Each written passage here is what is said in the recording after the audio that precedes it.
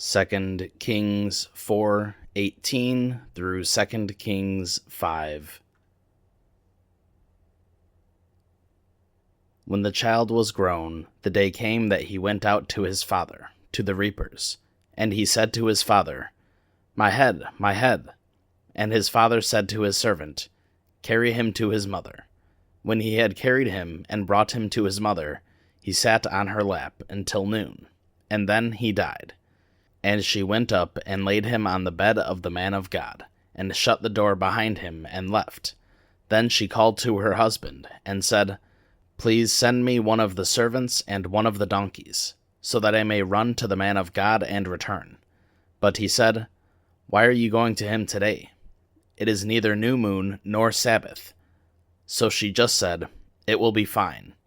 Then she saddled the donkey, and said to her servant, "Drive the donkey and go on. Do not slow down the pace for me unless I tell you." So she went on, and came to the man of God at Mount Carmel. When the man of God saw her at a distance, he said to Gehazi, his servant, "Behold, that person there is a Shunammite. Please run now to meet her, and say to her, 'Is it going well for you? Is it going well for your husband? Is it going well for the child?' Then she answered, 'It is going well.' But she came to the man of God at the hill, and took hold of his feet. And Gehazi came up to push her away. But the man of God said, 'Leave her alone, for her soul is troubled within her. And the Lord has concealed it from me, and has not informed me.' Then she said, 'Did I ask for a son from my Lord? Did I not say, Do not give me false hope?' Then he said to Gehazi, 'Get ready and take my stuff in your hand, and go. If you meet anyone, do not greet him. And if anyone greets you, do not reply to him. And lay my staff on the boy's face.' The mother of the boy said, 'As surely as the Lord lives, and you yourself live, I will not leave you.' So he got up and followed her. Then Gehazi went on ahead of them, and laid the staff on the boy's face. But there was no sound or response. So he returned to meet him, and informed him, saying, 'The boy has not awakened.' When Elisha entered the house, behold, the boy was dead, laid on his bed. So he entered and shut the door behind them both, and he prayed to the Lord. Then he got up on the bed, and lay on the child, and put his mouth on his mouth, his eyes on his eyes, his hands on his hands. And he bent down on him, and the flesh of the child became warm. Then he returned, and walked in the house back and forth once, and went up and bent down on him. And the boy sneezed 7 times. Then the boy opened his eyes. And he called Gehazi, and said, 'Call this Shunammite.' So he called her, and she came to him. He said, 'Pick up your son.' Then she came in and fell at his feet, and bowed down to the ground. And she picked up her son and left. When Elisha returned to Gilgal, there was a famine in the land. As the sons of the prophets were sitting in front of him, he said to his servant, 'Put on the large pot and boil stew for the sons of the prophets.' Then one went out into the fields to gather mallow, and found a wild vine, and gathered from it his lap full of wild gourds. And he came and sliced them into the pot of stew, because they did not know what they were. So they poured it out for the men to eat. But as they were eating the stew, they cried out, and said, 'You man of God, there is death in the pot.' And they were unable to eat. Then he said, 'Bring flour.' And he threw it in the pot, and said, 'Pour it out for the people, that they may eat.' Then there was nothing harmful in the pot. Now a man came from Baal-Shalisha, and brought the man of God the bread of the first fruits, 20 loaves of barley, and fresh grain in his sack. And Elisha said, 'Give them to the people that they may eat.' But his attendant said, 'How am I to serve this to 100 men? Nevertheless, he said, 'Give them to the people, that they may eat, for this is what the Lord says, They shall eat and have some left over.' So he served it to them, and they ate, and had some left over, in accordance with the word of the Lord. Now Naaman, commander of the army of the king of Aram, was a great man in the view of his master, and eminent, because by him the Lord had given victory to Aram. The man was also a valiant warrior, but afflicted with leprosy. Now the Arameans had gone out in bands, and had taken captive a little girl from the land of Israel, and she waited on Naaman's wife. And she said to her mistress, If only my master were with the prophet who is in Samaria, then he would cure him of his leprosy. And Naaman went in and told his master, saying, The girl who is from the land of Israel spoke such and such. Then the king of Aram said, Go now, and I will send a letter to the king of Israel. So he departed, and took with him 10 talents of silver, 6,000 shekels of gold, and 10 changes of clothes. And he brought the letter to the king of Israel, which said, And now, as this letter comes to you, behold, I have sent Naaman my servant to you, so that you may cure him of his leprosy. But when the king of Israel read the letter, he tore his clothes, and said, Am I God, to kill and to keep alive, that this man is sending word to me to cure a man of his leprosy? But consider now, and see how he is seeking a quarrel against me. Now it happened, when Elisha the man of God heard that the king of Israel had torn his clothes, that he sent word to the king, saying, Why did you tear your clothes? Just have him come to me, and he shall learn that there is a prophet in Israel. So Naaman came with his horses and his chariots, and stood at the doorway of Elisha's house. And Elisha sent a messenger to him, saying, Go, and wash in the Jordan 7 times, and your flesh will be restored to you, and you will be clean. But Naaman was furious, and went away, and he said, Behold, I thought, he will certainly come out to me, and stand and call on the name of the Lord his God, and wave his hand over the sight, and cure the leprosy. Are Abana and Pharpar, the rivers of Damascus, not better than all the waters of Israel? Could I not wash in them and be clean? So he turned and went away in a rage. Then his servants approached and spoke to him, saying, My father, had the prophet told you to do some great thing? Would you not have done it? How much more then, when he says to you, Wash and be clean? So he went down and dipped himself in the Jordan 7 times, in accordance with the word of the man of God, and his flesh was restored like the flesh of a little child, and he was clean. Then he returned to the man of God with all his company, and came and stood before him. And he said, Behold now, I know that there is no God in all the earth, except in Israel. So please accept a gift from your servant now. But he said, As surely as the Lord lives, before whom I stand, I will accept nothing. And he urged him to accept it, but he refused. Then Naaman said, If not, please let your servant be given 2 mules' load of earth. For your servant will no longer offer a burnt offering, nor a sacrifice to other gods, but to the Lord. Regarding this matter, may the Lord forgive your servant. When my master goes into the house of Rimmon to worship there, and he leans on my hand, and I bow down in the house of Rimmon, when I bow in the house of Rimmon, may the Lord please forgive your servant in this matter. He said to him, Go in peace. So he went some distance from him. But Gehazi, the servant of Elisha, the man of God, thought, Behold, my master has spared this Naaman the Aramean, by not accepting from his hand what he brought. As the Lord lives, I will run after him and take something from him. So Gehazi pursued Naaman.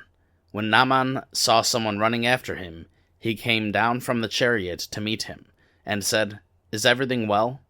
And he said, Everything is well. My master has sent me, saying, Behold, just now 2 young men of the sons of the prophets have come to me from the hill country of Ephraim.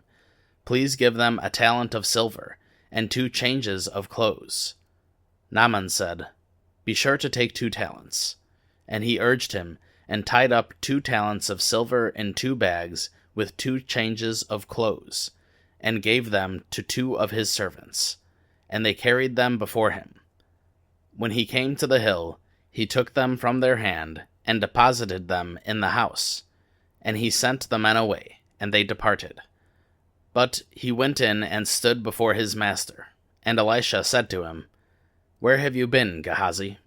And he said, Your servant went nowhere. Then he said to him, Did my heart not go with you, when the man turned from his chariot to meet you? Is it a time to accept money, and to accept clothes, olive groves, vineyards, sheep, oxen, and male and female slaves? Therefore the leprosy of Naaman shall cling to you and to your descendants forever. So he went out from his presence, afflicted with leprosy, as white as snow.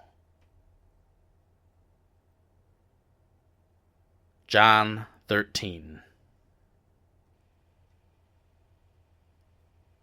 Now before the feast of the Passover, Jesus, knowing that his hour had come, that he would depart from this world to the Father, having loved his own who were in the world, he loved them to the end.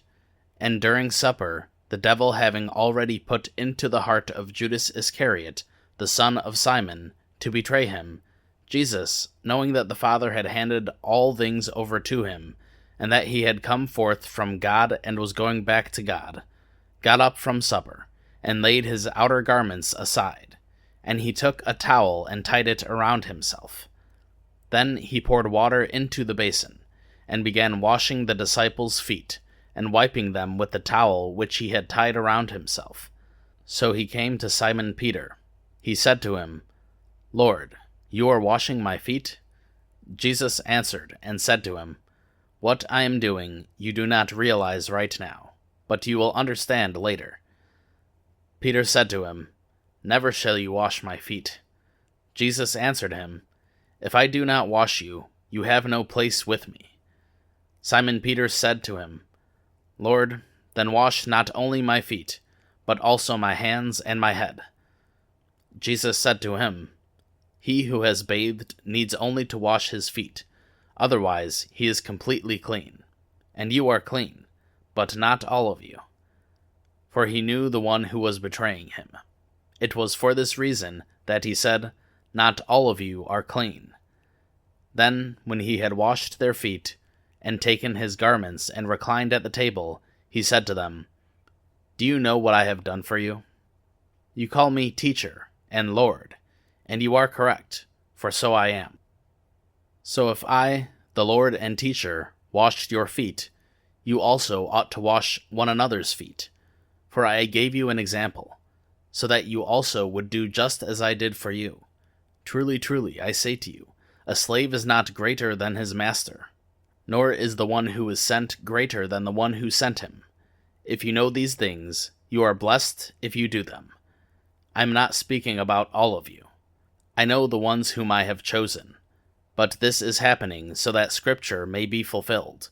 He who eats my bread has lifted up his heel against me. From now on, I am telling you before it happens, so that when it does happen, you may believe that I am he. Truly, truly, I say to you, the one who receives anyone I send receives me, and the one who receives me receives him who sent me. When Jesus had said these things, he became troubled in spirit, and testified, and said, Truly, truly, I say to you, that one of you will betray me. The disciples began looking at one another, at a loss to know of which one he was speaking.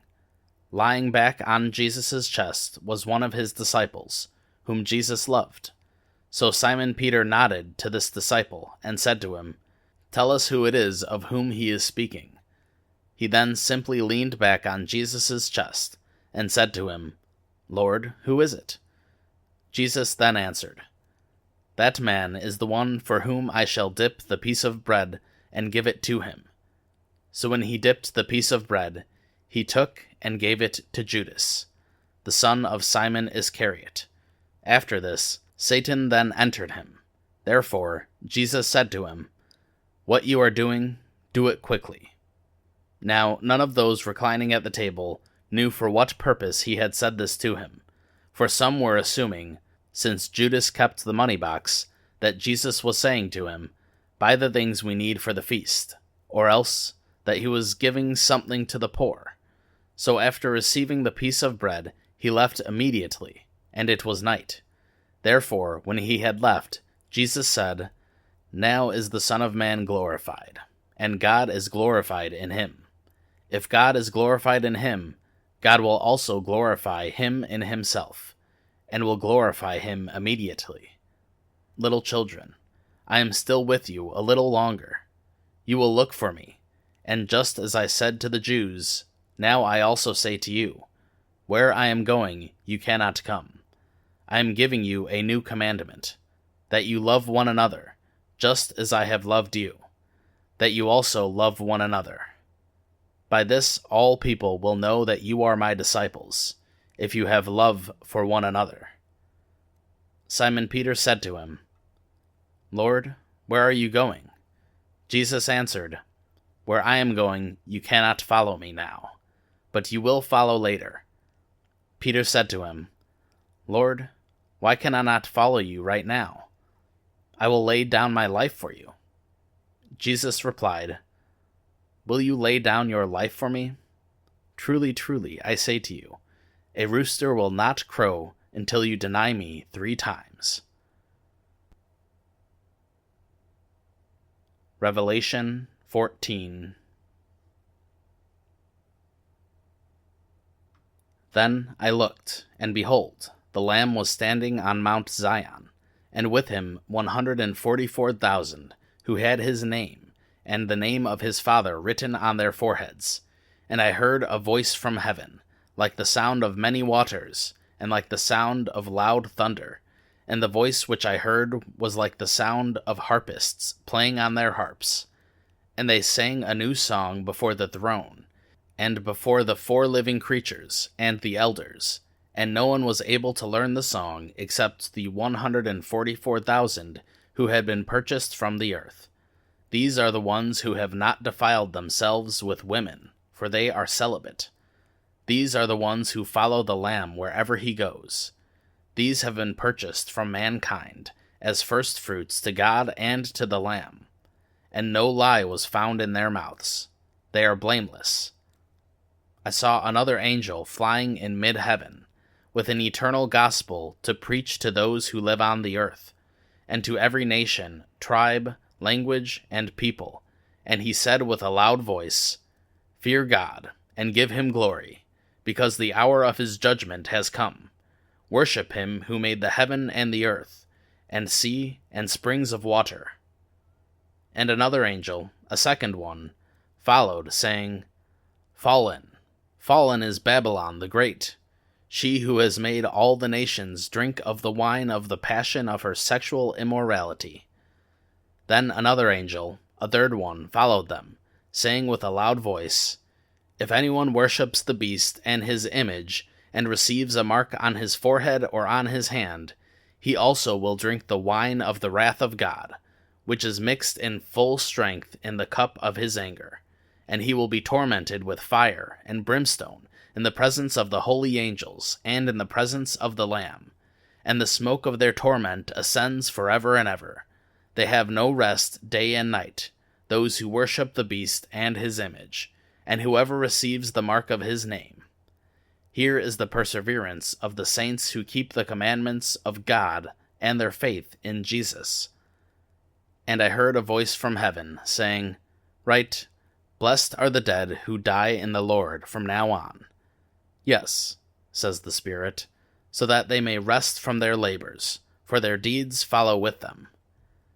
Then I looked, and behold, a white cloud, and sitting on the cloud was one like the Son of Man, with a golden crown on his head, and a sharp sickle in his hand.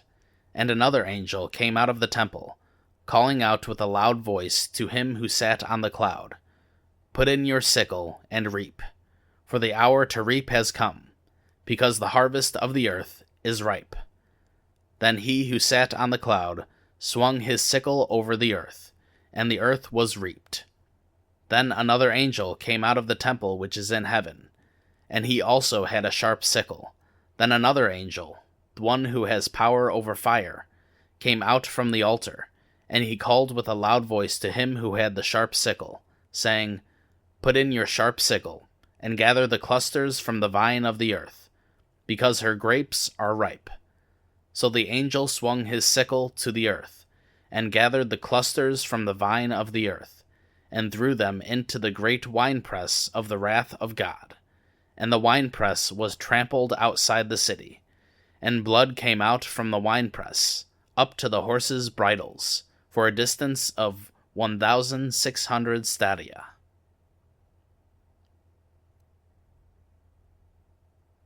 Proverbs 29, 1-9. A person often rebuked who becomes obstinate will suddenly be broken beyond remedy. When the righteous increase, the people rejoice. But when a wicked person rules, people groan. A man who loves wisdom makes his father glad, but he who involves himself with prostitutes wastes his wealth. The king gives stability to the land by justice, but a person who takes bribes ruins it. A man who flatters his neighbor is spreading a net for his steps. By wrongdoing, an evil person is ensnared, but the righteous sings and rejoices. The righteous is concerned for the rights of the poor. The wicked does not understand such a concern. Arrogant people inflame a city, but wise people turn away anger. When a wise person has a controversy with the foolish person either rages or laughs, and there is no rest. Psalm 142. I cry out with my voice to the Lord. With my voice I implore the Lord for compassion. I pour out my complaint before him. I declare my trouble before him. When my spirit felt weak within me, you knew my path. In the way where I walk, they have hidden a trap for me. Look to the right and see, for there is no one who regards me favorably. There is no escape for me. No one cares for my soul.